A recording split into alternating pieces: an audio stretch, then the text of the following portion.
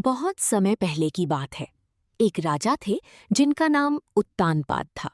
उनकी दो रानियां थीं, सुरुचि और सुनीति।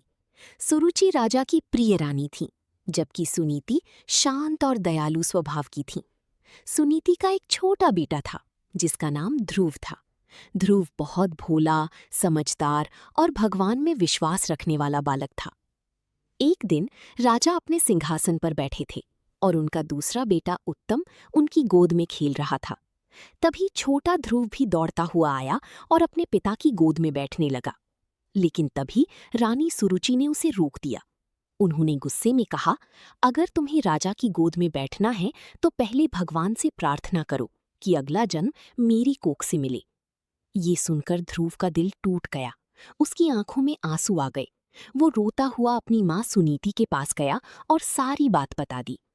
माँ ने प्यार से ध्रुव को समझाया और कहा, बेटा, इस संसार में सबसे बड़ी भगवान है।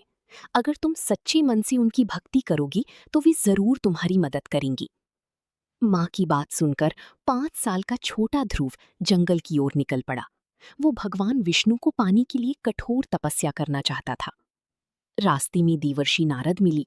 उन्होंने छोटे बालक को अकेले जंगल में जाते देखा तो पूछा, बेटा, तुम कहाँ जा रहे हो?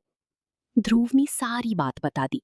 नारद जी उसकी भक्ति और साहस देखकर बहुत प्रसन्न हुए। उन्होंने ध्रुव को ओम नमो भगवती वासुदेवाय मंत्र दिया और भगवान विष्णु की पूजा करने का तरीका बताया। इसके बाद ध्रुव घनी जंगल में बैठकर भगवान विष्णु का ध्यान करने लगा। धीरे धीरे उसने खाना पीना छोड़ दिया और केवल भगवान का नाम जपने लगा। उसकी तपस्या इतनी कठिन थी कि देवता भी हैरान हो गए। पूरी ब्रह्मांड में उसकी भक्ति की चर्चा होने लगी। कई महीनों की कठोर तपस्या के बाद भगवान विष्णु स्वयं ध्रुव के सामने प्रकट हुए। भगवान को देखकर ध्रुव की आंखों से खुशी की आंसू बहने लगी। वो भगवान के चरणों में गिर पड़ा। भगवान विष्णु ने प्रेम से कहा, बेटा ध्रुव, मैं तुम्हारी भक्ति से बहुत प्रसन्न हूँ। मांगो, क्या वरदान चाहिए? ध्रुव ने हाथ जोड़कर कहा, प्रभु, मुझे केवल आपकी भक्ति चाहिए। भगवान उसकी निस्वार्थ भक्ति देखकर बहुत खुश हुए। उन्होंने ध्रुव को आशीर्वाद दिया कि उसका नाम हमेशा अमर रहेगा। भगवान ने उसे आकाश में सबसे ऊंचा स्थान दिया, जिसे आज हम ध्रुव तारा कहते हैं। जब ध्रुव वापस अपनी राज्य लौटा तो राजा उत्तानपाद को अपनी गलती का एहसास हुआ। उन्होंने ध्रुव को गले लगा लिया।